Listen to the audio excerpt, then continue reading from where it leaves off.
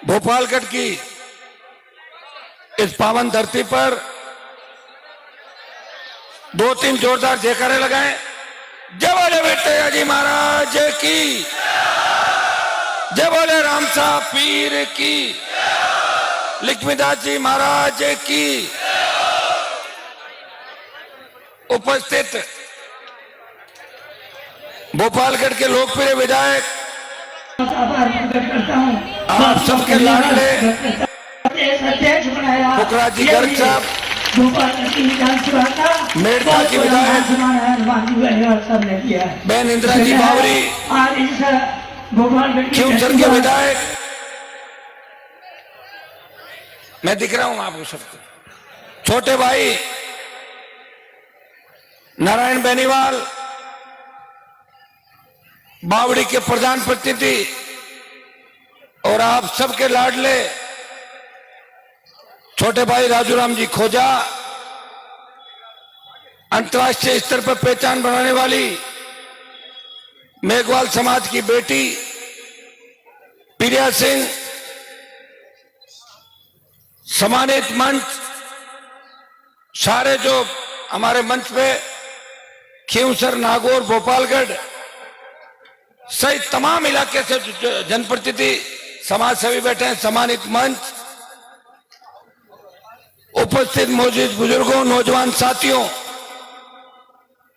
मातृशक्ति, प्यारे बच्चों, भोपालगढ़ के अंदर आते ही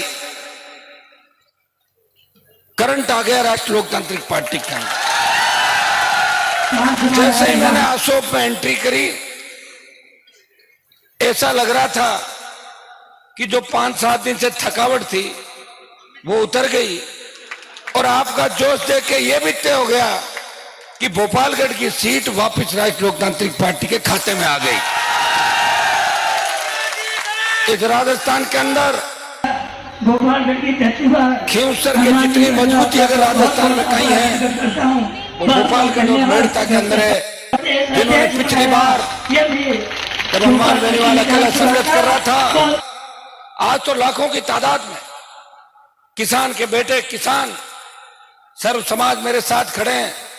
उस समय नई पार्टी बना के आपके बीच आपका विश्वास जीतने के लिए आया था और आपने पुखराज जी को टिकट दिलाई। मैं आपके बीच गांव-गांव नहीं जा पाया। मेड़ता की जनता ने, भोपालगढ़ की जनता ने एक ही बात मुझे कही थी और खींवसर की जनता ने, हनुमान जी आप राजस्थान के अंदर मजबूती दिलाओ, किसान कौम को कांग्रेस बीजेपी से मुक्त कराओ, आप राजस्थान संभालो, हम इलाके संभालेंगे। खींवसर के अंदर भी एक मीटिंग करी और भोपालगढ़ में एक सभा करी, मेड़ता में एक सभा करी और तीनों सीटें जो कांग्रेस का गढ़ हुआ करती थी आपने राष्ट्रीय लोकतांत्रिक पार्टी के खाते में डाल के ये संदेश राजस्थान के अंदर दिया। ये भोपालगढ़ वो धरती है जिसने लेवी आंदोलन के अंदर सरकार के चक्के छुड़ा दिए थे और हमारे समाज के साथ साथ माली समाज भी उसमें आंदोलन के अंदर खड़ा था, सीने पे गोलियां खाई थी। भाइयों, ये आजादी के आंदोलन की लड़ाई के इतिहास के अंदर आप जाओगे, अभी हो सकता है कि कुछ राजनीतिक उथल पुथल हुई होगी पिछले कुछ सालों के अंदर, लेकिन पुराना इतिहास उठा के देखेंगे तो हमारे साथ साथ जो जातियां सामंतवाद के खिलाफ राजस्थान में लड़ी, जागीरदारी प्रथा के खिलाफ लड़ी, शेड्यूल कास्ट से लेके उन तमाम ओबीसी की जातियों को, भाइयों को साथ लेके अगर अपन सत्ता का रास्ता देखेंगे तो निश्चित रूप से सत्ता बहुत आपके नजदीक है और ये सत्ता के पास जाने का रास्ता मैंने आपको दिखा दिया। ये आपके संघर्ष का ही परिणाम था कि 18 में कांग्रेस वेंटिलेटर पे चली गई, 100 पार नहीं कर पाई थी और बीजेपी को 72 पर ला दिया। ये आरएलपी के जवानों की हुंकार का ही परिणाम था। हुंकार भरी थी नागौर की धरती से। उस समय किसान कर्ज माफी की बात देश में कहीं नहीं चली। नागौर की धरती से 5 लाख किसानों ने हुंकार भरी कि कर्जा माफ कराएंगे, फ्री बिजली दो, टोल मुक्त राजस्थान, सशक्त लोकायोग, बेरोजगारी भत्ता और रोजगार।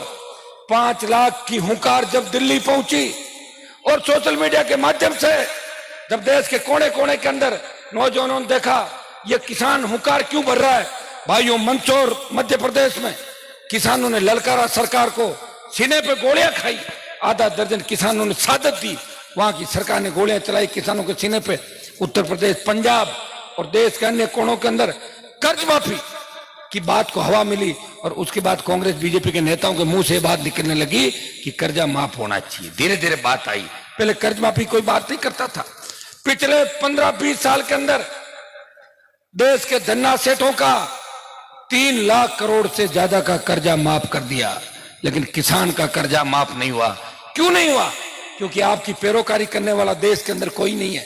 जब देश का किसान सड़कों पे था, जब देश का किसान आंदोलित था, पंजाब के किसानों ने मोदी को ललकारा कि तीनों कृषि बिल आए, हम इनका विरोध करते हैं।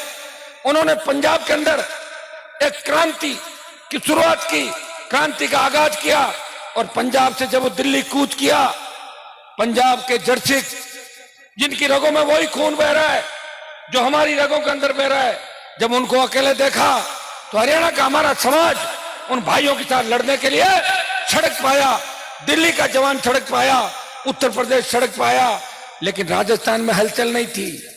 पंजाब नेतृत्व कर रहा था और दिल्ली में यह बात चली कि राजस्थान में किसान आंदोलन को समर्थन क्यों नहीं मिल रहा है।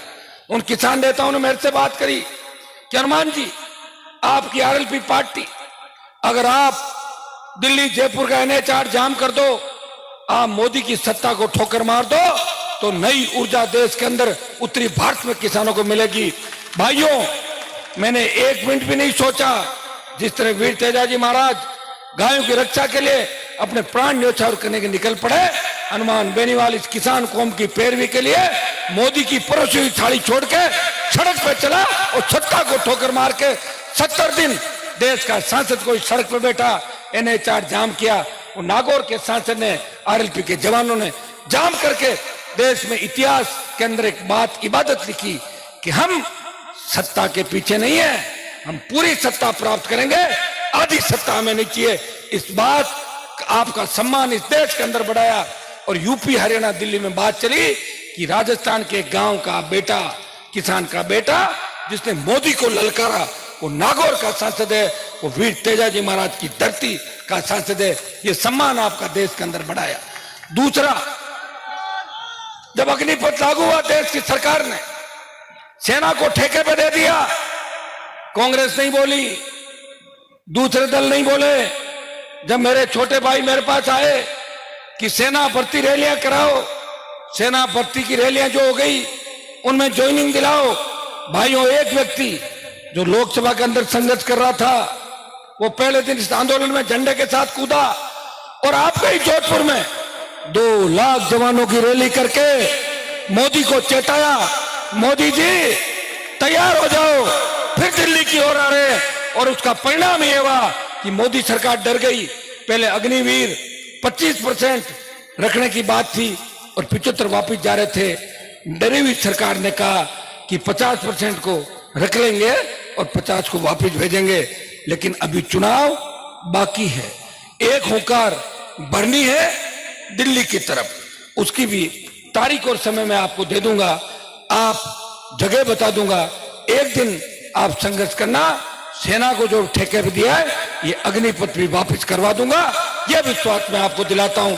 किसान आंदोलन का नेतृत्व हो सकता है कि पंजाब के किसानों ने किया, लेकिन अग्निपथ के जवानों के आंदोलन का नेतृत्व देश में राजस्थान के किसान के बेटे करेंगे, यह मैं विश्वास आपको दिलाता हूं।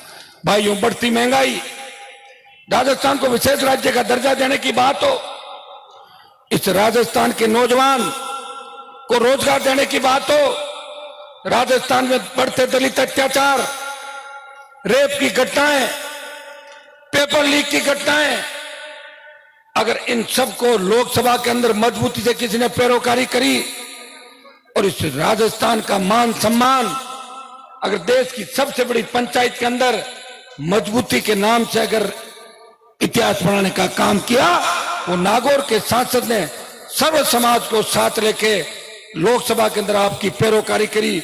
उस सांसद ने यह बात भी कही, मैं उस राजस्थान से आता हूं जिस राजस्थान में जाट, गुजर, मीणा, मेघवाल, मुस्लिम समाज सबसे ज्यादा तादाद है, लेकिन हमारा हाईकोर्ट जज नहीं है। भाइयों, उस आवाज के अंदर इतना दम था कि उस आवाज के 6 महीने के भीतर भीतर एक मुस्लिम हाई कोर्ट जज बने और एक मीना भी हाई कोर्ट के जज बने।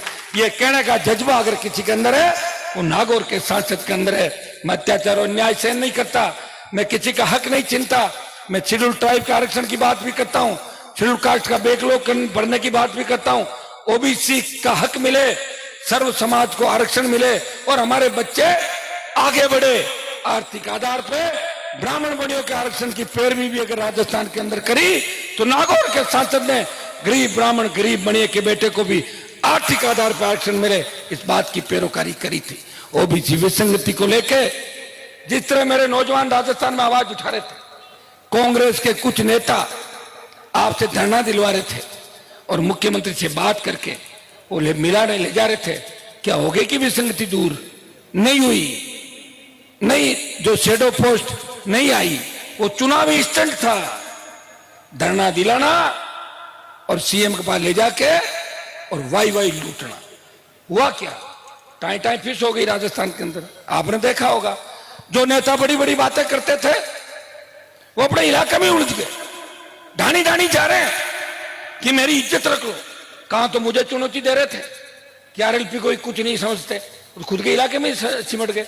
और कहां हनुमान बेनीवाल जो बिना किसी की परवाह किए उन हार्डकोर अपराधियों से लड़ाई लड़ी, जिनके नाम से नेताओं की घिघी बन जाती थी, जिनसे मिलने के लिए नेता कांटेक्ट ढूंढते थे। उन अपराधियों को अगर ऊपर का रास्ता दिखाया, वो नागौर के सांसद ने उनको ऊपर का रास्ता भी दिखाया। मैं विश्वास दिलाता हूं वो दिन दूर नहीं जब राजस्थान की सत्ता पे आपका कब्जा होगा। ये भोपालगढ़ वो धरती है, चाहे जाट आरक्षण आंदोलन का मामला हो, चाहे बिजली के आंदोलन चले, बाड़मेर जोधपुर से चिंगारी उठती है और जयपुर जाते जाते वो ज्वालामुखी बन जाती है। ये भोपालगढ़ से जो चिंगारी उठी है पिछली बार 18 के अंदर, जो आपने मेरा सहयोग किया है, मैं विश्वास दिलाता हूं धोखा नहीं दूंगा। सत्ता के अंदर आपको लेके जाऊंगा और आधी सत्ता में नहीं लेके जाऊंगा। ये मैं विश्वास दिलाता हूं कि सत्ता पूरी आपकी आएगी और पूरी नहीं आई तो आरएलपी के बिना राजस्थान में किसी की सरकार नहीं बनेगी। यह भी मैं आपको विश्वास दिलाना चाहता हूं। भाइयों, राजस्थान में जो उपचुनाव हुए, इन उपचुनाव के अंदर मेवाड़ से लेके सरदार शेर का जो आखिरी उपचुनाव था, उसके अंदर आपने देखा होगा कि आरएलपी को किस तरह सर्व समाज ने वोट डाला। हाँ, हमारे पास संसाधनों की कमी हो सकती है, हम किसी उद्योगपति की गोदी में जाके नहीं बैठे, किसी सीमेंट कंपनी की दलाली नहीं करी जिस तरह दूसरे नेता करते हैं। सामान साइकिल का नहीं था और 50 साल में अरबों खरबों बन गए। कैसे बन गए बताओ मुझे? मेरे पिताजी 77 में एमएलए थे, 57 में पेट्रोल की जीप रखते थे 57 के अंदर। हमारे पास पैसा नहीं है क्योंकि हमने गलत काम नहीं किए, 2 नंबर के काम नहीं किए, किसी से हिस्सा नहीं लिया। अगर कोई आ गया उसकी मदद कर दी, उसको ये नहीं कहा कि 15% रख दे। सारे नेता एक ही काम करते हैं, टोल का ठेका, बजरी नेताजी की पार्टनरशिप, दारू नेता का ठेका, डोडा नेता का ठेका, माइनिंग नेता का ठेका, जेके नेता, खारिया नेता, अंबुजा नेता।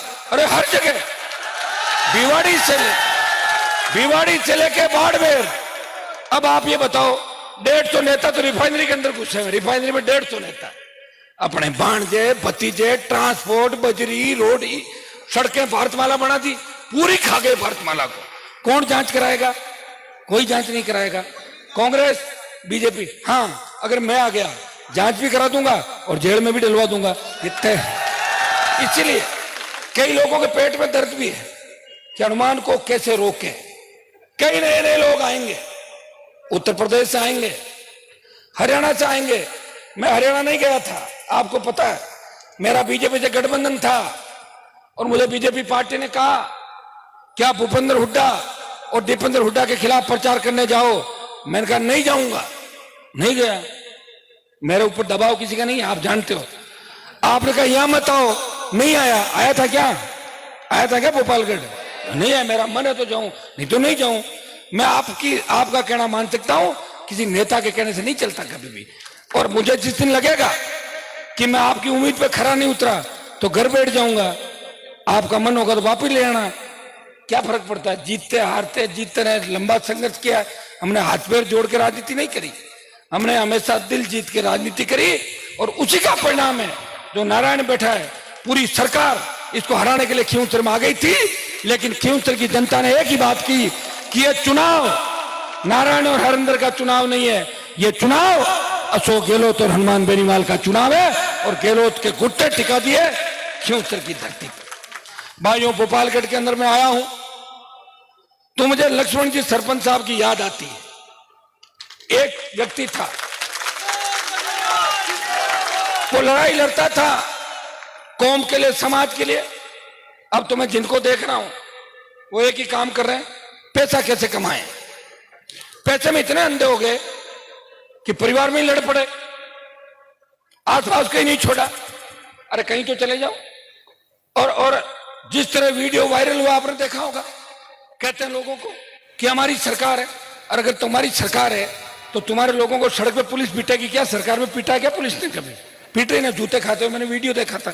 अरे भाई कौन सी सरकार है? तुमसे तो मैं ठीक हूं, सारा सरकार किसी की और चल किसी की रही है, मेरी चल रही ना। देखो आप, मेरे पास तो एक ही बात है कि मैं या तो क्लीन बोल्ड होता हूं या छक्का लगाता हूं, मैं बीच में कभी नहीं रहता। दिल्ली में मोदी की खिलाफत, प्रदेश में गहलोत की खिलाफत, वसुंधरा से खिलाफत करी, वसुंधरा को 7 समंदर पार भेज दिया, पता ही नहीं चला कहां गई वसुंधरा। और अशोक गहलोत जिन्होंने प्रयास किया कि हनुमान बेनीवाल को रोकें, उनके बेटे को हरा के बेटे को क्रिकेट के अंदर भिजवा दिया वापस। हरा के नहीं हराया जोधपुर के अंदर। तो आज तक तो भगवान की कृपा है कि मेरे पे मैं लड़ाई के अंदर बेक नहीं हुआ, हटा नहीं। और ये कृपा का कारण ये है कि ईमानदारी सबसे बड़ी पूंजी है। अगर मैं बेईमानी करता तो अमित शाह और मोदी के पास ईडी और सीबीआई है, मेरे पीछे लगा देते, जैसे कांग्रेस के कई नेताओं के पीछे लगाई, उन्हें रातों रात भाजपा ज्वाइन करवा दी और कईयों को। और मेरे को कल एक पत्रकार कह रहा था कि भाई साहब 15 आदमी बीजेपी और ज्वाइन करें। मैंने कहा तेरे पास 15 की लिस्ट है, मेरे पास 45 की लिस्ट है। जो लाइन में लगे हुए हैं वो ज्वाइन ही कर रहे हैं, लेकिन चुनाव नहीं जीतेंगे। एक एक सीट पे 5-5 को ज्वाइन करा दोगे, टिकट कितनों को दोगे? एक को तो दोगे, वो 4 तो फ्री हो गए। फिर मैं उनको आरएलपी में भी नहीं लूंगा, इधर उधर भागने वालों को मैं थोड़ी लूंगा। मैं तो खुद फ्रेश चाहता हूँ, फ्रेश लोग आए, मैं थोड़ी चाहता हूँ कोई चले हुए कारतूस घिसे पिटे लोगों को मैं क्या करूंगा लेके यहाँ पे। मैं बदलाव चाहता हूं। मैं चाहता हूं कि नौजवानों को ज्यादा से ज्यादा मौका मिले। ये भोपालगढ़ की जनता के संघर्ष का परिणाम है कि पुखराज जी, जिनकी जाति के 1500 वोट नहीं है, फिर भी आपने विधायक बना दिया। बनाए कि नहीं? एक इंदिरा जी, इनकी जाति के 20-25 हजार वोट मेड़ता के अंदर बना दिया। कांग्रेस बीजेपी गढ़ था, चली गई कांग्रेस की जमान, जब बीजेपी कहां गई पता ही नहीं चला। निर्दलीय के और इनके टक्कर हुई मेड़ता के अंदर। तो भाइयों, इस लोकतंत्र में सबसे बड़ी ताकत है वो जनता के पास है, नौजवानों के पास है। ये पार्टियां आएगी, लड़ाएगी, बिड़ाएगी, अखबार में बड़े बड़े एड आएंगे। आजकल तो अखबार में तो आप देखते हो कि 1 नंबर पेज तो कहीं बचा ही नहीं, 1 से 5 तक तो एडवर्टाइजमेंट है, पता ही नहीं चलता 1 नंबर पेज कौन सा है। मुझे कोई फोन करता है कि साहब 1 नंबर पर आपकी न्यूज छपी है, मैं देखता हूं 1 नंबर कौन सा है, पता लगता है 6ठे नंबर को 1 नंबर सही है। 5 नंबर तक विज्ञापन और 6ठा नंबर 1 नंबर तक शुरू होता है। वो क्या करे, उनको भी काम करना पड़ता है। मीडिया भी बिना उसके नहीं चलता। और दिल्ली का मीडिया कैसे चल रहा है आप भी जानते हो। मोदी जी को जो अच्छी बात लगती है वही खबर चलती है, नहीं तो खबर बंद। लेकिन सोशल मीडिया हमारे पास सबसे बड़ी ताकत है। सोशल मीडिया के दम पे आप चाहो तो राजस्थान की सरकार बदल सकते हो, और वो जवान सरकार बदलने के लिए तैयार हैं। मैं इतना ही के अंदर जो आशीर्वाद मुझे आपने दिया, भोपालगढ़ में मैंने विकास भी कराया। पुखराज जी हमेशा कागज लेके आते, आज भी कोई 40 किलोमीटर सड़क मुझे रत में दे रहे थे। अरे मैंने कहा आचार संहिता लगने वाली का एक बार और धर्म धक्का दे दो, दे देंगे, आज ही भेज देंगे, हमारे क्या फर्क पड़ता है। अगर हमारे लेटर से काम होता तो भेज देंगे। वैसे पता नहीं मेरा लेटर जाता है तो आजकल काम हो रहे हैं। उसका यह भी कारण हो सकता है कि कहीं कहीं सरकारें डरी हुई है कि पता नहीं हनुमान जी की कब किसको जरूरत पड़ जाए, लेकिन इनके छोटे मोटे डेवलपमेंट के मेरे घर के तो काम कराने सरा, सड़क बना दो, स्कूल बना दो, पानी घर घर पानी, किसी की और मदद कर दो, बच्चों के कोई संविदा कर्मी उनको नियमित कर दो। मैं बच्चों के लिए लड़ता हूँ, मेरा तो कोई काम है नहीं, मेरे को सरकार से किस तरह का काम नहीं, कोई रिश्तेदारी में कोई बड़ा अफसर नहीं जिसकी पोस्टिंग मुझे। आपके लिए लड़ता हूं, आपके लिए लेटर लिखता हूं, और लेटर लिखता हूं, छोटा मोटा जवाब भी आता है, काम भी होता है।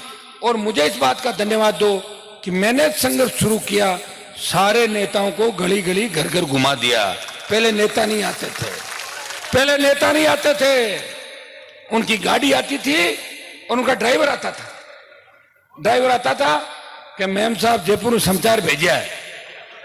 और यह हमारे नागौर में तो यह हालात थे, हमारे एक नेता का तो कांस्टेबल ही अभी भी फोन करता है, वो सरपंचों को फोन करता है, साहब ने ये कहा है, बताओ कितनी बड़ी हम जिसकी जय जयकार कर रहे हैं, ये तो मैं आ गया, गुलामी से मुक्त किया लोगों को। अरे मैं तो खुद ही 24 घंटे मिल रहा हूं, चलो सड़क पे कहां चलना, चलो। तो लोगों को होशियार किया। मैं जब 8 में जीता चुनाव, तो मैं 2 साल 1.5 साल सर्किट हाउस पे कब्जा कर लिया, मैंने बैठ गया अंदर जाके, यहां कर लिया और जयपुर में कर लिया। जो भी आए आ जाओ सर्किट हाउस में, चाय पियो, भोजन करो, गांव लोग आता, बीड़ी सटकाए और सोपो रगड़ देता। लोग कहता है यार मजो आएगो, राज तो असली हटाए हनुमान जी का ना। पहले तो सर्किट हाउस का माई कौन जान देता है, सर्किट दूर देखता, वो सर्किट हाउस, हेड कांस्टेबल खड़े हो जाते, डिप्टी खड़े हो जाते, तो कैसे लोग देखते सर्किट हाउस, उनको दिखता था कि राज उधर होगा, यूं देखते थे लोग। लोगों को लगा कि सरकार हमारी आ सकती है, हमें बराबरी का अधिकार दे रहा है ये व्यक्ति। और भाइयों, ये मेरे संघर्ष का ही परिणाम है कि गली गली नेता राजस्थान में घूम रहे हैं, उनको सारे लोक देवता याद दिला दिए। पहले तेजा जी की जय कोई नहीं बोलता था, अब कोई के नहीं माइक पकड़ाए दो, बोलो तेजा जी की जय। तो ये काम तो ठीक किया, मैंने नुकसान किया क्या, आपका फायदा ही किया। आ जाओ, मंदिर भी बनने चालू हो गए, अपने बैठे हैं सारे लोग मंच पे, आप लोग जोश के साथ। ये बात उस समय भी चली थी, मैं कि मंदिर बनाना हमारे लोगों को ही है, हम ही बनाएंगे। आखिर नागौर जोधपुर के लोग, नजदीक के लोग, बाड़मेरिया हमारा राजस्थान होगा, बाहर के लोग शुरुआत कर जाएंगे। और वो वोटों के लिए करता है कि वोट दो तो हम ये काम करें। ये लोग वोट के लिए जाने वाले लोग नहीं है, ये सारी बातें जानते हैं। हम साधन संपन्न है, सक्षम है, और आप भी जानते हो सामाजिक जो परंपराएं, मंदिर है, उस सारे लोगों के सहयोग से बनते हैं, अकेला व्यक्ति कोई भी नहीं बना सकता, आप जानते हैं। या तो इतने बड़े कोई दानवीर हो, टाटा, बिरला, अंबानी, अडानी, जो ये काम करते हैं, वो चाहे तो वो करते, कई लोग बनाते हैं, जैन समाज में मैंने देखा। लेकिन हमारे समाज अभी संगठित होके समझदार होने में अभी समय लगेगा, 50-100 साल और समय लगेगा, जब हम साथ बैठना सीखेंगे। कम से कम साथ बैठना धीरे धीरे शुरू हो गए, कम बात है, पहले तो साथ बैठते लड़ पड़ते थे आपस में, ये भी एक अच्छी बात। मुझे तो कल कोई कह रहा था कि आपकी कह रहे हैं सभा ही नहीं होने दे रहे यहाँ पे, मैंने कहा उनका दिमाग खराब है। मेरे बारे में तो अगर गलत किसी ने सोच लिया और मेरा ये भी सोच लिया, तो करीब करीब लोगों का हाल देख लो क्या हुआ राजस्थान के अंदर। जिसने सोचा उसी का इलाज, और मेरी नजर पड़ गई कि मुझे उसका इलाज करना है, तो नजर पड़ते ही इलाज, नहीं पड़ी तो भी इलाज। गलत सोचना ही बुरी बात है। अरे मैं तो किसानों के लिए लड़ रहा हूं भाई, मैं कोई चाटुकारिता थोड़ी कर रहा हूं। क्या हैसियत है कांग्रेस में तुम लोगों की, क्या हैसियत है बीजेपी में तुम लोगों की। मैंने देखा बड़े बड़े नेताओं को वसुंधरा की सैंडल चप्पल उठाते हुए, अशोक गहलोत के कप प्लेट उठाते हुए देखा मैंने बहुत लोगों को, अब भी उठा रहे हैं, उनकी कोई हैसियत नहीं है। हनुमान बेनीवाल ने राजस्थान के अंदर एक पार्टी बना के देश में बात चलाई, देश की पार्लियामेंट के अंदर ये बात चली कि अब की बार राजस्थान में नया उलटफेर होगा, वहां की क्षेत्रीय पार्टी आरएलपी नए मोर्चे के रूप में ताकतवर बन के आ रही। हनुमान बेनीवाल के संघर्ष का परिणाम ये झंडा जो मैंने आपको दिया है, ये झंडा 50 साल पहले अगर हमें कोई पकड़ा देता तो मैं भी उसी झंडे को लेकर चल देता। झंडा आता था हरियाणा यूपी के, झंडा आता था और डंडा पीछे रह जाता, झंडा वो ले जाते थे खुद ही। वो ठग आते थे और ठग के चले जाते थे। मैंने झंडा भी दिया है और डंडा भी दिया 6 फीट लंबा आपके पास। लेकिन आपको एक निवेदन करूंगा, ये झंडा बार बार जब भी मैं रथ पे चलता हूं आगे, तो बार बार मेरी तरफ ही क्यों कर रहे हो आप? लोगों को दिख नहीं पा रहा हूं मैं। थोड़ा बच्चों ध्यान रखो झंडे का। जब मैं रथ पे रहूं, आगे मीडिया वाले रहे, तो तरीके से साइड पे चलना होगा। अभी सरकार ऐसे नहीं बनेगी आपकी। सरकार बनाने के लिए कई बातों का ध्यान रखना पड़ेगा। जोश में होश। और ये बुजुर्ग बैठे ना, इनका विशेष ध्यान रखना है। तुम बच्चे समझते नहीं हो, पहले तो मेरे को उठा उठा के कंधे पे यूं ले जाते, मैंने ही शांत किया, रुक जाओ ऐसे यूं चलो ऐसे, नहीं तो नाराज होते छोरा छोरा बेड़ा होगा। तो मैं कर रहा हूं प्रयास। इस झंडे की ताकत मैं बता दूं, ये आरएलपी के झंडे के अंदर इतनी ताकत है कि कोई व्यक्ति राजस्थान में आरएलपी का झंडा लेके खड़ा हो जाए, हिम्मत नहीं राजस्थान की सरकार की कि झंडे वाले को पूछ लेगा आप कौन हो क्या हो, कि आरएलपी पार्टी। जिस तरह लाल झंडा देखने से रेल रुक जाती है, आरएलपी का झंडा देखने से सरकार रुक जाती है। ये आरएलपी के झंडे के अंदर ताकत है। ये ताकत मैंने 20 साल के संघर्ष के बाद दी है। मैंने एक नया परिवार बनाया, मैं अकेला था 13 में, 3 एमएलए बनाए। ये सब आप एक एमपी, पार्टी को मान्यता मिली। मेरा बोतल का चुनाव चिन्ह कांग्रेस बीजेपी ने छीन लिया था। टायर आया, टायर पे 24 बीजेपी वालों को लाद के मैं इनको दिल्ली लेके गया, फिर वापस बोतल का चिन्ह लाया। और अब 5 प्रधान, एक म्युनिसिपलिटी का चेयरमैन, आओ भाई कंदोई जी कहाँ है, राजू आओ आगे, वो कहाँ है, सुभाष इधर आओ। लोगों ने कहा कि आरएलपी तो गांव की पार्टी है। मैंने कहा गांव की नहीं है, ये शहरी पार्टी भी है। एक चेयरमैन मुंडवा से, मुंडवा नागौर सुभाष कंदोई, तो राष्ट्रीय लोकतांत्रिक पार्टी के चेयरमैन है। ब्राह्मण समाज से आते हैं। 3 विधायक, राजू प्रधान है, देखो मेरे से ही लंबा राजू, कितना मजबूत। तो मुंडवा का प्रधान हमारा आरएलपी पार्टी का, नागौर का प्रधान आरएलपी का, शेरगढ़ के अंदर जहां आपने देखा हो, कभी सोच भी नहीं सकता, चामू में नरेगा में काम करने वाली, वो जब आई पुखराज ने बैठे, बोले साहब, मैंने कहा क्या आप प्रधान बनोगी? बोले हाँ। वो घूंघट में थी। मैंने कहा बेटा आप क्या, मेरा मन है मैं बन जाऊंगी। मैंने कहा अपने पास तो 5 ही मेंबर हैं। बोले 5 है लेकिन आप बना दोगे, आप पे भरोसा है। 5 मेरे, 5 कांग्रेस के, 5 बीजेपी के। बीजेपी आरएलपी का गठबंधन करना पड़ा। आप सबकी इच्छा थी कि कांग्रेस के 2-3 नेता ज्यादा फटफट कर रहे थे जोधपुर में, तो करो। राजू भी बन गया, वो बन गई, और उसके पास 1 पैसा नहीं था। मैं बता रहा हूं सही, पुखराज जी को पता है कि साहब मैं प्रधान बनना चाहती हूँ लेकिन मेरे पास पैसा नहीं। मैंने कहा आप चिंता मत करो, आरएलपी के अंदर कई भामाशाह है, मदद करेंगे आपकी। मदद भी करी, गुड्डी प्रधान बनी, और देश के अखबारों में छपा कि नरेगा में मजदूरी करने वाली दलित मेघवाल समाज की बेटी चामू शेरगढ़ से आरएलपी की पहली प्रधान बनी। ये देखो पहला प्रयोग है, समय लग सकता है। मैं आपको कह रहा हूं कि आप अगर हिम्मत रखोगे, आप मजबूती रखोगे, सत्ता के बहुत करीब हो, सत्ता आपके आसपास घूम रही है। पिछली बार 80 लाख वोट हम सब ने मिलकर लिए थे। आज अखबार आपने पढ़ा होगा कि 75 से 80 लाख नया वोट करेगा। वो वोट करेगा जो भ्रष्टाचार मुक्त राजस्थान चाहता है। वो वोट करेगा नया नौजवान जो चाहता है कि किसी बहन बेटी की अस्पत नहीं लूटी जाए। वो वोट नौजवान करेगा जो चाहेगा कि पेपर लीक नहीं हो, माफिया खत्म हो, बजरी पर्यटन भूमाफिया का अंत हो, और जनता का राज आए, और हमारी बहन बेटियां 12 बजे सड़क पर निकले, वो ऐसे चले जैसे घर के आंगन के अंदर जा रही है। वो व्यवस्था कौन दे सकता है? वो व्यवस्था राष्ट्रीय लोकतांत्रिक पार्टी देगी। वो 80 लाख वोट नया है और 80 लाख पुराना है। अब आप जोड़ लो, 80 में से अगर 50-60 ये आगे नए, और 80 में से और जोड़ लो, उस समय हम तो लड़े ही कहां थे, हम तो लड़े थे 57 पे। हमारे पास तो कोई तो बोला आप हमारे चाचा लगते हो, किसी ने कहा मामा जी, किसी ने अंकल जी, किसी ने ताऊ जी, क्या क्या टिकटें मेरी रुकवा दी।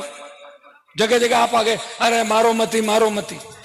हेलो, इनको नहीं मारा, मैं मर गया, मैं 3 पे रह गया, मैं 7-8 पे आ जाता, और कई मामा जी चाचा जी कहने वाले घर बैठ जाते। जिनको बनाया वो भी खिलाफ, और नहीं बनाया वो तो कम से कम ठीक है, अभी बनने के लिए कह रहे हैं हनुमान जी का साथ दे सकते हैं कुछ जगहों पे। लेकिन जिनकी मदद करती उनका तो ये हो गया कि वो एक ही बात करता है कि यार बीजेपी की बात छोड़ो, कांग्रेस बीजेपी जो बन गए, वो कह रहे हैं आरएलपी वाले बहुत खराब है। वो इसलिए खराब है, बेचारे नौजवान, उन्होंने मेहनत की, मदद की। ये कलयुग है, कलयुग में जो मदद करता है उसका सामना करना, और जो विरोधी है उसके हाथ मिलाना, ये तो कलयुग। और क्या आप बताओ, अपना जो इलाका है, इस इलाके में पहले गाँव में कितनी पार्टीबाजी होती थी कि नहीं होती थी? एक चीज बढ़िया हो गई कि पार्टीबाजी खत्म हो गई, हम साथ उठने बैठने लगे। लेकिन नई चीज क्या हुई वो देखो, कि जो साथ बैठ रहा है ना, उसी को छुरा घूम रहा है, साथ वाले की घर में बच्ची को भगवा दिया, उसके बिजनेस में पार्टनरशिप डाली, उसको धोखा दे दिया, उसका कत्ल करा दिया, उस पर मुकदमा दर्ज करा दिया। किस पे? जो साथ रह रहा है, विरोधी है उसे हाथ मिला लिया। यही तो कलयुग है। आप देखिए इस कलयुग में भी हनुमान बेनीवाल जैसा आपके बीच खड़ा है जो ये कह रहा है कि मैं राजनीति में भी तेजाजी महाराज के आदर्श स्थापित करूंगा। ये राजस्थान की राजनीति में करूंगा, मैं देश की राजनीति में करूंगा।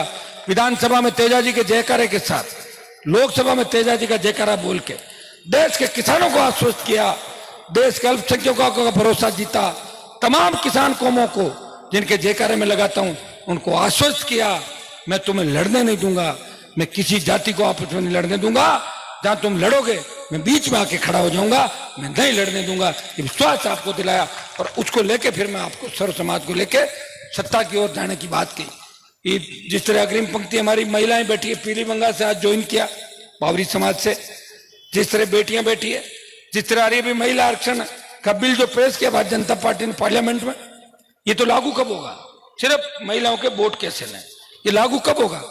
32 में, 37 में, 47 में, 54 में, कोई उसमें नहीं कुछ भी। बस हाथों हाथ बुलाई, लोगों का ध्यान बटाया कि बेरोजगारी हो गई, महंगाई है, बीजेपी हार रही है, तो ध्यान कैसे बटाओ? पार्लियामेंट बुला लो, पूछो भागे पार्लियामेंट। और चुनाव साथ हो गए, डर गए लोग। कई छोटे दल जाके बोले अरे साहब चुनाव साथ मत कराओ, तो हो गया जो चाहता था काम कर दिया उसने। भाई प्रधानमंत्री जो चाहता था वो काम हो गया देश में, लेकिन आपको मजबूत रहना है। यहाँ मेरे हिसाब से अगर आप मजबूत रहोगे, ये बिलाड़ा की सीट भी इस बार एलपी की जीत जाएगी क्या बिलाड़ा? करंट तो लग रहा है बिलाड़ा के अंदर। लूनी में पिछली बार 33,000 थे, 20,000 तो बढ़ाने 25,000 बढ़ जाएंगे, आ जाएगी। पिछली बार मैंने ओसियां छोड़ दी थी, अब के नहीं छोड़ूंगा सीट, चुनाव लड़ाऊंगा। मैंने पिछली बार क्यों मुझे आरएलपी के एमएलए बढ़ाने में, कांग्रेस के थोड़ी बढ़ाऊंगा एमएलए, भाजपा के काम। कोई तो मुझे कहता है हनुमान जी कांग्रेस की बी टीम है और कोई कहता बीजेपी की बी टीम है। किसकी हूं मैं बताओ तो सही? मदद कर दूं तो मैं ठीक, और नहीं करूं मेरे पे आरोप हर टाइम। तो मैं पार्टी बना के चल रहा हूं, कोई दूसरा काम कर रहा हूं। भाई पार्टी बनाई तो पार्टी को मजबूत तो करूंगा, और पार्टी मेरी सत्ता में आएगी जब ही आपका काम होगा। कांग्रेस बीजेपी के भरोसे काम नहीं होने वाला। हाँ, हमारे डर से अगर छोटे मोटे काम और तो करने तो मना कौन कर रहा है? कागज तो लिख रहा हूं, मेरे कागज लिखने से किसी की बदली हो रही है, अच्छी बात है। कोई कहता था मैं तो जालोर हूं, मुझे नागौर लगना, लिखा ले कागज, कर दे, बढ़िया। नहीं करे याद रखेंगे, उस मंत्री ने काम नहीं किया उसको हरवाऊंगा, डरते हुए कर देते बेचारे मेरा काम। अरे हनुमान जी से पंगा कौन ले, काम करा दो, जल्दी में हरा देगा चुनाव। ये ताकत किसकी है? आपकी ताकत है। मेरे साथ कौन है? आप हैं। धौलपुर के चंबल के बीड़ से लेके बाड़मेर और डूंगरपुर से लेके गंगानगर तक कोई ऐसा इलाका नहीं होगा जिसमें हनुमान बेनीवाल ने पिछले 25 साल में किसान, जवान, आदिवासी के लिए संघर्ष नहीं किया। विधानसभा से लेकर लोकसभा ऐसा कोई समाज नहीं होगा जिसकी मैंने पैरोकारी नहीं करी। मैं इतना ही विश्वास आपको दिलाता हूं। मैंने कई ऐसे नेताओं को देखा राजस्थान में जो मुझे कह रहे थे हनुमान जी हम साथ, आप साथ मिलकर पार्टियां बनाएंगे। कोई नहीं बना रहा, बैठ गए दुबक के, वहीं बैठ गए नीचे, वहीं चले गए गहलोत की छतरी के नीचे। कहां दम है लोगों के अंदर लड़ने का? एक व्यक्ति लड़ाई लड़ रहा है, पहले भी वो एक था 13 के अंदर भी, जब मैं घूम रहा था 18 में जिनके साथ घूम रहा था, वो कह रहे थे मेल की महारानी, चले गए वहीं पे। वो कहते गहलोत जी, चले गए वहां पे। तो भाइयों एक आदमी लड़ रहा है, उसे मजबूती दो, उसे इतना ताकतवर बनाओ कि उसकी सत्ता में भागीदारी हो, और सत्ता में भागीदारी हो गई, आपको सड़क पर आंदोलन नहीं करना पड़ेगा, आपको घर बैठे सारे काम होंगे। जिस तरह सरकारें देखो आप देश के अंदर, अलग अलग राज्यों की सरकारें देखोगे, वहां की सरकार इतनी मजबूत हो गई क्षेत्रीय पार्टियां कि कांग्रेस बीजेपी का पता नहीं चला कहां चली गई कांग्रेस बीजेपी। ये राजस्थान है जहां क्षेत्रीय पार्टी मजबूत नहीं हुई। कौन मजबूत करेगा? आप करोगे। किसी न किसी को शुरुआत करनी पड़ती है। मुझे लोग कहते हैं कि आपने अपनी पूरी जवानी खराब कर ली, 3 में मंत्री बन जाते, 8 में बन जाते, 13 में बन जाते, 18 में बन जाते, मोदी के बन जाते, क्यों नहीं मंत्री बने? मैंने कहा अगर भगत सिंह ये सोच लेता कि मेरी शहादत देने से मुझे राज नहीं मिलने वाला तो देश आजाद कैसे होता। भगत सिंह को पूछा कि आप क्या आखिरी इच्छा क्या? उन्होंने कहा मेरी भारत माता गुलामी की बेड़ियों से मुक्त हो, मैं रहूं या नहीं रहूं, हनुमान बेनीवाल रहे या नहीं रहे, लेकिन राजस्थान के किसान जवान की आवाज इस देश के अंदर रहनी चाहिए। वीर तेजाजी महाराज के जयकारे के साथ जो शुरुआत इस देश और प्रदेश के अंदर करी, किसान जवान का सत्ता पे कब्जा होना चाहिए। भाइयों, मांगने से कोई राज नहीं देता, राज छीनना पड़ता है, और राज छीनने के लिए एक जाति नहीं, सारी जातियों की आवश्यकता होती है। सारी जातियों के मजबूत मत वाले जब निकलते हैं, ये राजस्थान का नौजवान जब क्रांति का आगाज के रूप में इस निकलेगा राजस्थान में, तो कोई बड़ी बात नहीं कि जो 1.5 करोड़ में कह रहा था वो वोट 2 करोड़ हो सकता है, और कांग्रेस और भारतीय जनता पार्टी में एक पार्टी तीसरे नंबर पर जा सकती है। यह मैं विश्वास आपको दिलाता हूं। गोपालगढ़ के अंदर आपने हमेशा मुझे आशीर्वाद दिया, हर आंदोलन, हर धरने में, हर जगह आपने मेरी मदद करी। मैं विश्वास दिलाता हूं दोबारा आपके बीच आऊंगा, सब आपके हिसाब से चलेगा, जो आप चाहोगे वही होगा। हमें बिलाड़ा पे कब्जा करना है, आसपास के इलाके में जाना है। एक ही बात जवानों को कहूंगा, एमडी, इसमें अफीम, डोडा पोस्ट के जो नशे, इनसे दूर रहना है। गाड़ियां तेज नहीं चलानी। जिस तरह मैं देख रहा था कि डीजे से जो आप ये डेमो दे रहे हो, ये ठीक नहीं। ये जब सोशल मीडिया पे वायरल होता है तो पता लोग क्या कहते हैं कि हनुमान जी खुद ही करवा रहे हैं काम, क्यों मुझे बदनाम कर रहे हो बिना बात के।